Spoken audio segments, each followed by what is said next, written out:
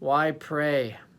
So if we don't have a good answer to this, then just forget it, right? You're not going to start, you're not going to bother with it, you're not going to be convinced by it. Now there's a lot to say about this, so I'm sure I'll make other videos and keep rambling on this topic. But here's just one for starters, a couple of ideas, and this will just kick things off, and I'll try to clean up the mess later because I'm just going to be all over the place right now. Everyone just probably hit stop as soon as I said that. But okay, a few reasons to start thinking about, a few reasons to pray. First is this: without prayer, life will utterly destroy you. I mean, life can destroy you either way, but like prayer can make a radical difference to that.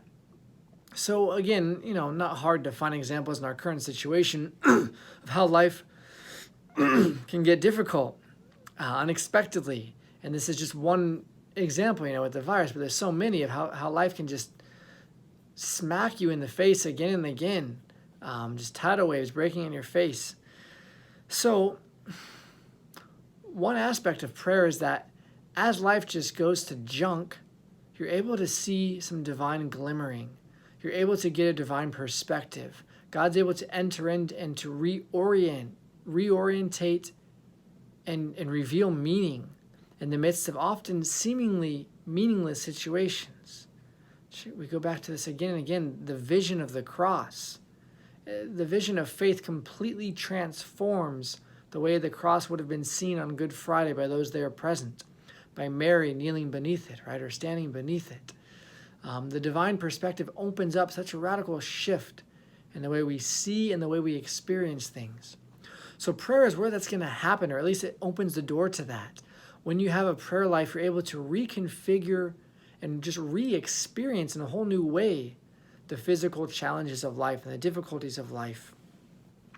But even if, it's not something outside of you, also inside of you, we carry so many problems within us, right? So even if you have the unlikely situation that your life's going decently, well, I'm sure there's all kinds of still, bitternesses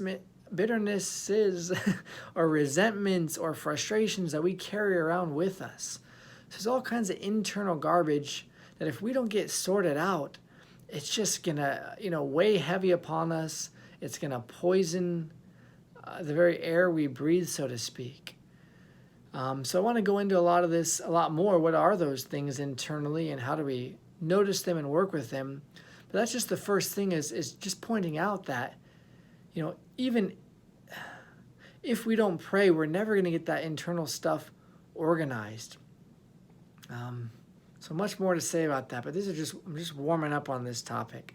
So without prayer, externally life can be just vicious and harsh, and you'll have no way of finding meaning in it. No way of getting divine freshness. That's what I'm trying to say. In prayer, life can just be, and it's amazing what just stepping aside to be with God can do, or just hearing his voice or getting close to his touch, this divine freshness that's just breathed all over everything. It makes such a radical difference.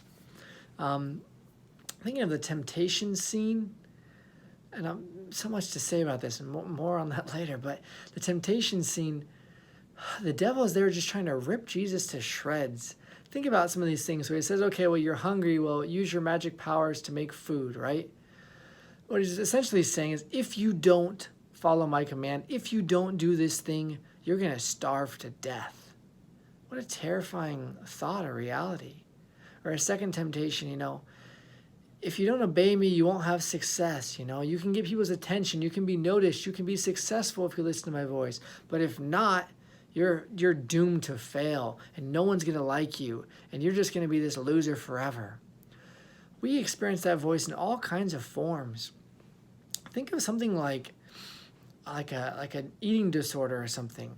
Think of the viciousness of this voice that some people can suffer from. How sad it is that we can be torn around by a voice like this. And if this isn't, your thing, we all have something like this. So just relate to this. This voice that says, if you're not 40 pounds lighter, no one's going to like you. They all think you're ridiculous. You just look stupid and absurd to people. Pathetic, whatever, disgusting.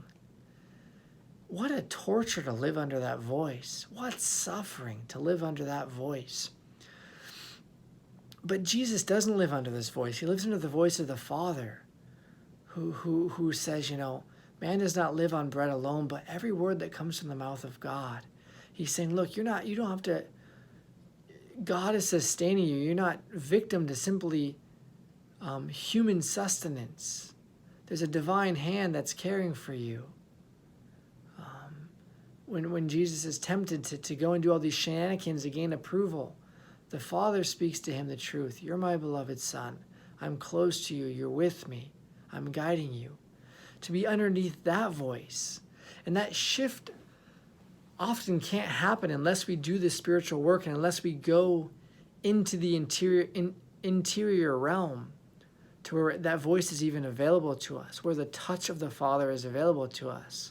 Without that, we can be living as these divine orphans and under this tyrannical voice or all kinds of things that can just make life miserable. That God literally is, that's salvation, right? Being saved from these awful, violent forces that can just destroy our life. Again, more details later. A few last little things. Friendship, right? What is life without friendship? Life is beautiful. There's some quote out there about no man is a failure if he has friends. There's some truth in that. You don't want to push it too far, right? Because you can be a failure in terms of being an evil, wicked person and still have a few friends. I don't know. But it shows how powerful friendship is. So think of like some of the most beautiful moments of your life where you have family or friends around you. Take the most perfect Thanksgiving dinner or Christmas dinner, whatever. You got all the food, all the ingredients, all the, ice cream, pie, steak, or turkey. What am I saying? Steak. Well, maybe steak. That's good too. Okay, you got all of that, but you're absolutely alone. I mean, it tastes good, but you're like, having this, like, it's a delicious sadness as you're, bite after bite. Sure, there's pleasure there, but like it's such a heavy heart, you can't even enjoy the pleasure of the thing. So family changes that. Friendship changes that. Think about the miserable times you've gone through where you have friends around you, and man, it's so much different. Or think about the beautiful moments where you stop and you're looking at a sunset with a friend. Or the example I always use, I went to a theme park with my friends, and there's this one ride where like you just get strapped into the chest. You don't have like any leg support, so you're just dangling. And this thing, of course, just tosses you all around and like spins you, and you're just like, ah, ah. And I'm there with my friends. So we're both just yelling like side by side, like, oh my gosh, we're gonna die. This is awesome. Oh man. And we're just hearing each other laugh, and that makes us laugh more, and like beautiful moment and just a blast. Well, so we get off and we do our things, and I think later, I'm gonna go do that one more time. My friend didn't want to, he was going away for the night. So I went alone. And it was amazing. Same ride, right? Same, but it was like almost boring because I'm like there by myself going, and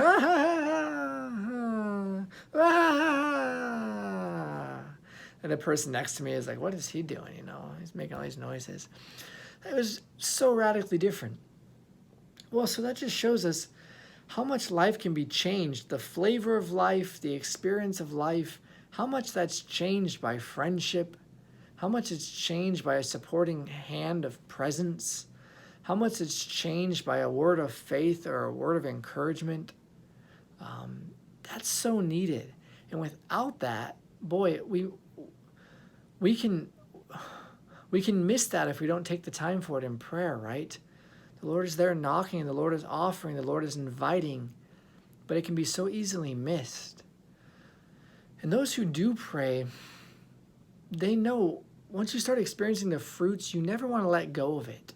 Once you've seen how it can alter your entire perspective, once you've seen how much richer life can be because you have this habit of prayer, you're really unwilling to let go of it. And that's hard at first, and I'll end with this because when you first start praying, it's never always just super exciting, right? Those are rare moments, and they're beautiful, and you can hold on to one of those nuggets for years, man. There's some power in those. But there's often, there's a lot of routineness in it.